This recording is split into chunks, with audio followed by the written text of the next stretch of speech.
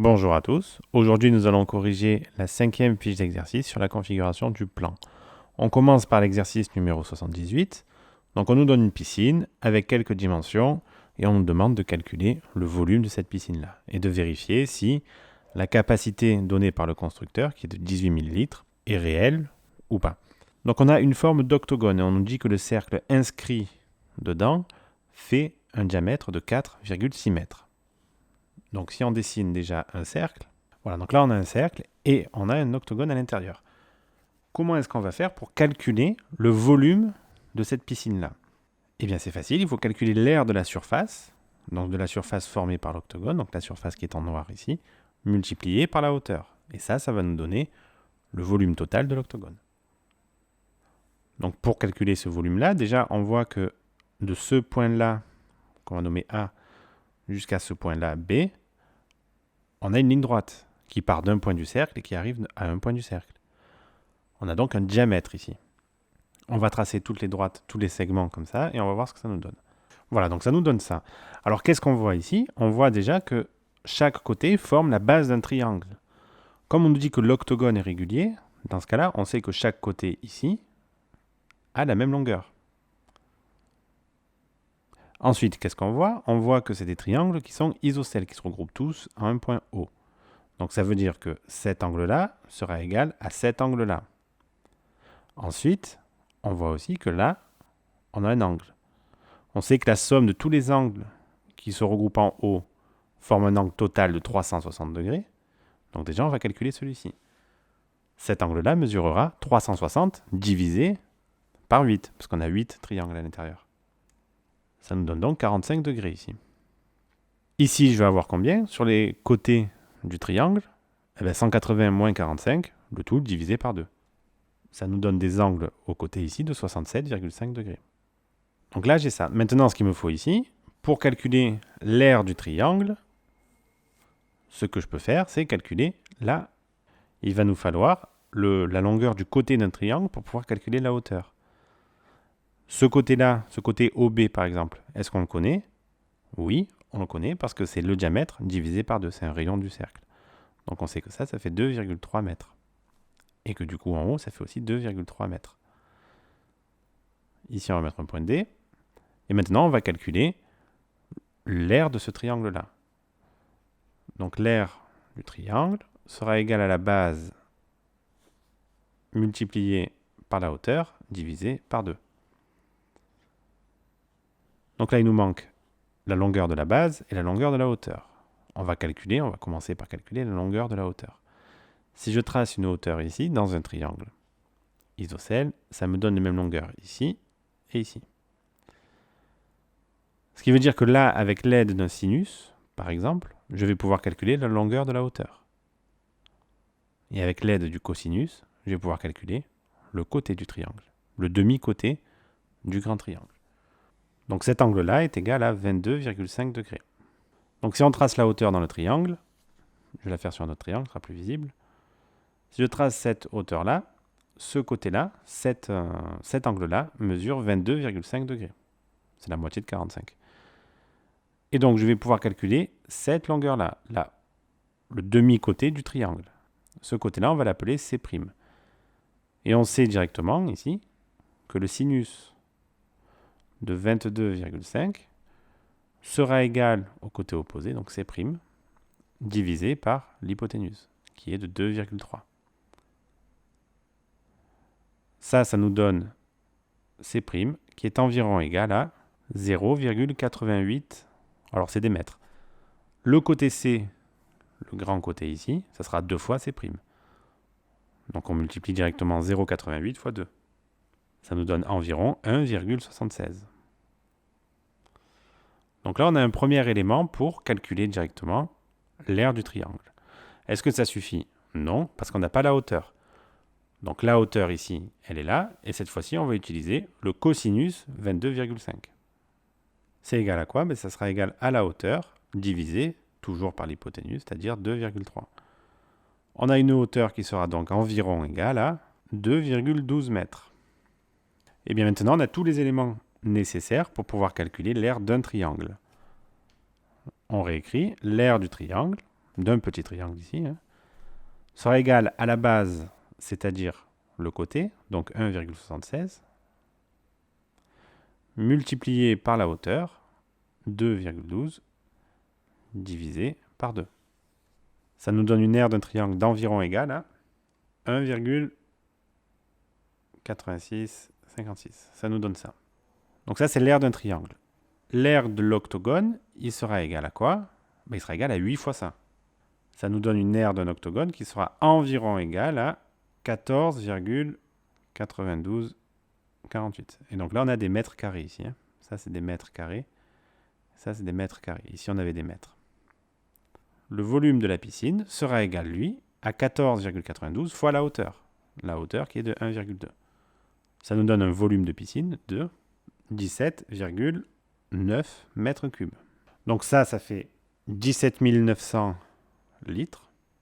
Et donc on voit que la donnée du constructeur, elle est de 18 000 litres. Est-ce que le volume total mentionné par le constructeur est correct? Alors on va dire qu'il s'en approche. Il y a 100 litres de différence. Alors les 100 litres de différence, on voit qu'ici on a calculé en mètres cubes directement. On a tout pris en mètres. Ici on a fait un arrondi. Ici on a fait un arrondi. Ici aussi. Ici aussi. On fait des arrondis de partout, ce qui fait que c'est possiblement une erreur de calcul. Donc on va dire qu'il respecte la capacité de sa piscine. Il y a 100 litres en moins. Voilà, donc cet exercice est terminé, on va passer au suivant. On passe à l'exercice numéro 90. On nous dit l'aire d'un triangle et loi de sinus. Donc on a ce triangle-là avec trois côtés, ABC, c'est un triangle quelconque, et on nous dit montrer que l'aire S est égale à 1/2 de BC sinus A. Donc on va calculer l'aire S. L'aire d'un triangle S, c'est la base, donc c'est le côté C, multiplié par la hauteur divisé par 2. La hauteur ici, on ne la connaît pas. Donc ce qu'on va faire, c'est qu'on va la déterminer à l'aide, on veut un sinus A, donc on va le déterminer à l'aide du sinus de cet angle A. Donc sur le brouillon, sinus A sera égal à quoi? Côté opposé, on va dire H sur B. Ce qui implique que H sera égal à B sinus A. Donc j'aurais écrit ça. C'est égal à l'S, c'est égal à 1/2 de C, multiplié du coup par B sinus A. Et donc on vient juste de vérifier l'équation ici. On nous dit en déduire la formule des sinus, c'est-à-dire A sur sinus A est égal à B sur sinus B, qui est égal à C sur sinus C, qui est égal à ABC sur 2S, 2 fois l'air. Donc on va remplacer. On va dire 2S, c'est égal à 2 fois ça. Donc 2 fois S, ça sera égal à 1/2 de CB sinus A fois 2. Donc le 1/2 et le 2 vont se simplifier. 2S sera égal, avec le calcul de cette R là, on va voir après qu'il y en a d'autres. Hein.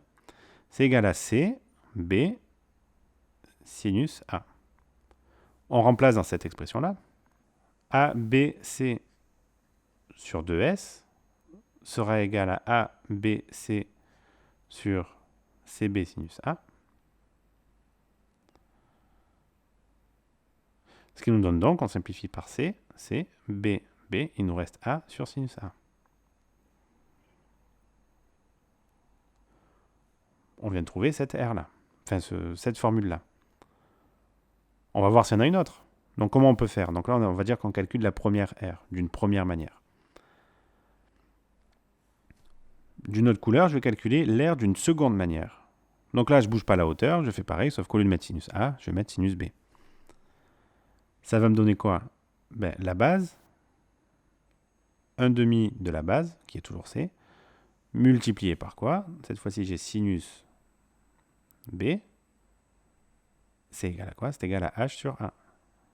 Donc A sinus B. Multiplié par A sinus B.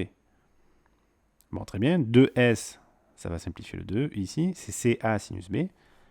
Et donc, quand je remplace A, B, C sur CA sinus B,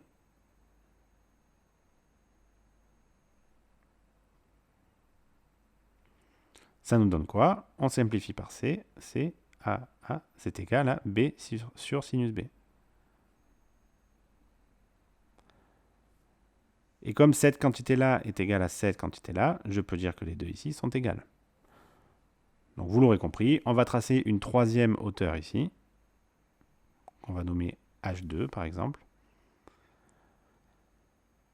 Et on va le calculer avec le sinus C. Donc je vous passe les détails. On écrit directement S est égal à 1 demi de la base, donc B, multiplié, donc sinus C c'est H2 sur A, sur l'hypoténuse. Donc H2 sera égal à A sinus C, multiplié par A sinus C. Donc quand on remplace là-dedans, A, B, C sur BA sinus C, on simplifie par B, B, A, il nous reste C sur sinus C, qui sera encore égal aux trois premiers. Donc là, on vient juste de démontrer la formule sur les sinus. On passe à l'exercice suivant. Le 91 ici, c'est une application directe de la loi sur les sinus. On nous dit, un bateau se trouve près de la côte, deux guetteurs situés dans les phares P1 et P2, distants de 12 km. Donc c'est le 12 km qu'on a ici. Bon, on nous donne des angles, ici, ici. Et on nous demande si le bateau il est situé à moins de 9 km de la côte. On nous dit que la côte, elle est formée par cette droite-là. Donc en fait, qu'est-ce qu'on nous demande? On nous demande si la distance entre B et la côte est plus ou moins élevée que 9 km. Donc ce qu'on va faire, on va faire le projeté orthogonal de B sur la côte. Voilà, il va toucher la côte en formant un angle droit. Ce qu'on cherche, c'est cette distance-là. Pour calculer cette distance-là, donc on voit qu'on est dans un triangle rectangle. Ce qu'il nous faut, c'est au moins une longueur ici. C'est ce qu'on va essayer de déterminer maintenant. Première chose à faire, déterminer cet angle-là.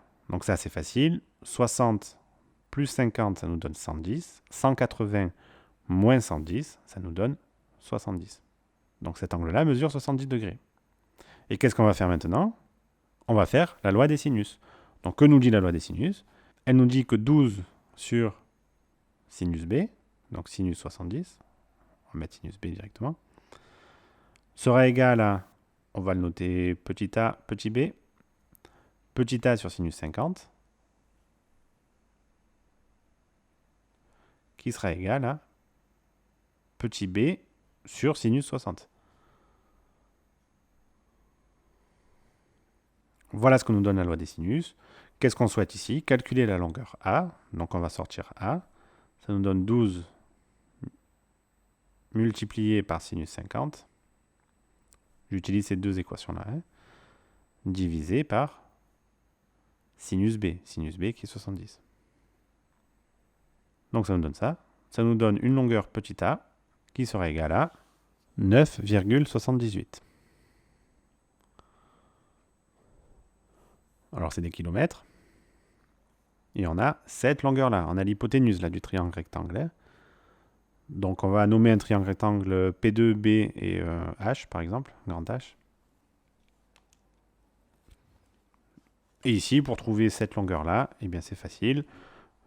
On a 80 degrés ici. On a un côté opposé aux 80 degrés. Et on a une hypoténuse. Donc on va dire que le sinus de 80 degrés sera égal au côté opposé, donc la distance que l'on cherche, divisé par 9,78. On en sort rapidement D, qui est égal à 9,78 fois sinus 80. Ça nous donne une longueur D qui est égale à 9,63 km.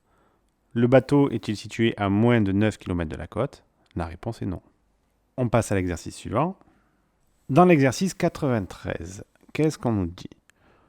Donc on nous parle de mathématicien, on nous dit on considère un triangle quelconque, ABC, et H, le projeté orthogonal de A sur BC. Donc la longueur AH, c'est la hauteur du triangle. On nous demande de montrer que AC carré c'est égal à AB carré plus HC carré moins BH carré. Bon, dans un premier temps, ce qu'on va faire, c'est qu'on va utiliser Pythagore. Je vous passe les formules d'usage. Le triangle ABC est rectangle en H. On applique le théorème de Pythagore. Je ne le mets pas, on marque directement ce qu'il faut. Donc petit a, on dit que AC au carré sera égal à AH carré plus HC carré. Alors ici, si on prend en compte le deuxième triangle rectangle qu'on a juste là, ce que nous allons faire dans un premier temps, on va appliquer Pythagore dans ce triangle. Donc on va dire que BA au carré sera égal à BH carré plus HA carré. Et si on veut sortir la longueur HA, pour la remplacer dans cette expression-là, on peut dire que HA au carré, ça sera égal à BA carré moins BH carré. On va le marquer directement. AC carré sera égal donc à HC au carré plus BA carré moins BH carré. Et donc là, je retrouve exactement cette expression-là. Le petit b, on nous dit exprimer HC en fonction de BC et BH. Donc BC et BH. Bon, ça c'est facile. Petit b, HC sera égal à BC moins BH. C'est la longueur totale du triangle, enfin du côté, moins BH. Donc ça aussi on l'a fait. Donner l'expression de cosinus B dans le triangle ABH, le cosinus B ici, donc ABH ici, le cosinus de cet angle-là, bien c'est facile aussi, le cosinus de l'angle B sera égal, donc ABH sur BA.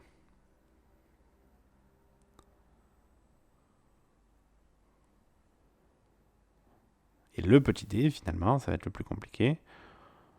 On nous demande de retrouver cette formule-là. Donc ce qu'on va faire, c'est qu'on va partir de cette expression-là qu'on a calculée en premier. Et ensuite, petit à petit, on va remplacer des choses. Donc on va écrire AC carré sera égal à HC carré qui est égal à ça au carré, donc on va directement écrire ça. BC moins BH, le tout au carré, plus BA carré moins BH carré. Ce que nous allons faire, c'est que nous allons développer cette expression-là. Donc BC carré moins 2 BC BH plus BH carré. Donc qu'est-ce qu'on voit ici? Qu'est-ce qu'on cherche là? On cherche une longueur AB carré qu'on a ici, une longueur BC carré qui est juste ici, donc BA carré, j'ai oublié, j'ai pas terminé, c'est pour ça. Donc je continue, plus BA carré moins BH au carré. Donc dans l'expression finale ici, on a AB carré qui est ici, on a BC carré qui est ici, et on voit que ce BH carré là et ce BH carré là vont se simplifier, parce qu'on a moins BH carré plus BH carré. Il nous reste juste cette expression-là. Et dans cette expression-là, qu'est-ce qu'on veut faire apparaître? Le cosinus B. Donc là, qu'est-ce qu'on peut faire directement? Déjà, on peut dire que là, BH sera égal à cosinus B fois BA. Donc ça sera égal à BA multiplié par cosinus B. Donc BH ici, je le remplace par ça. Donc on va d'abord mettre BC carré plus BA carré plus BA carré. Je vous ai dit ici, les BH carré se simplifient. Moins 2 BC multiplié par BH. Multiplié par BH, c'est BA cos B. Donc multiplié par BA cos B. Et donc, est-ce qu'on retrouve exactement ce qu'on a ici? Oui. Bon, au lieu de BA, il y a AB, mais comme c'est des longueurs, ça ne change rien. Donc, on vient juste de retrouver ici la longueur, enfin l'expression, la formule de Al-Kashi. Petit 2, dans le triangle ABC, ci-dessous, on nous demande d'utiliser cette formule-là pour calculer la valeur du côté AC. Donc, ça tombe bien, parce que là, il va n'y avoir rien du tout à modifier. Donc, on a la formule ici. Qu'est-ce qu'on voit? On voit que pour calculer la longueur de un côté, il faut faire la somme des deux autres côtés au carré. Donc ici, je ne vous remarque pas tout ça, mais ça sera égal donc à BA carré, donc 5 au carré, plus 4 au carré, moins 2 fois le premier côté multiplié par le deuxième. Donc BC multiplié par BA, donc 5 fois 4, multiplié par le cosinus de l'angle, ici, de l'angle qui est opposé au côté. Donc le cos alpha qui est égal à 30. Directement ici, AC carré sera donc égal donc 25 plus 16, moins 40. Donc ça nous donne racine de 3 sur 2. Ça nous donne environ 6,36. Et donc en faisant la racine carrée, on trouve AC qui est environ égal à 2,52. C'est des centimètres. Ici, on trouve 2,52. On va passer à l'exercice suivant. Dans l'exercice 94, on nous dit « On place un point P quelconque à l'intérieur d'un triangle équilatéral ABC. Démontre que la somme des distances de P aux côtés du triangle est indépendante de la position du point P lui-même. » Donc, je vais d'abord tracer un triangle. Donc voilà, on a un triangle ici. Ce qu'on nous dit, c'est quand on place un point P, peu importe où on le place, par exemple ici, on nous dit que la somme des hauteurs ici, donc une hauteur, enfin la distance entre un point et un segment ou une droite, c'est une longueur qui est perpendiculaire à la droite et qui passe par le point. Hein. On a vu ça dans le cours. On nous dit que la somme des longueurs ici, D1, D2 et celle-ci que je vais appeler D3,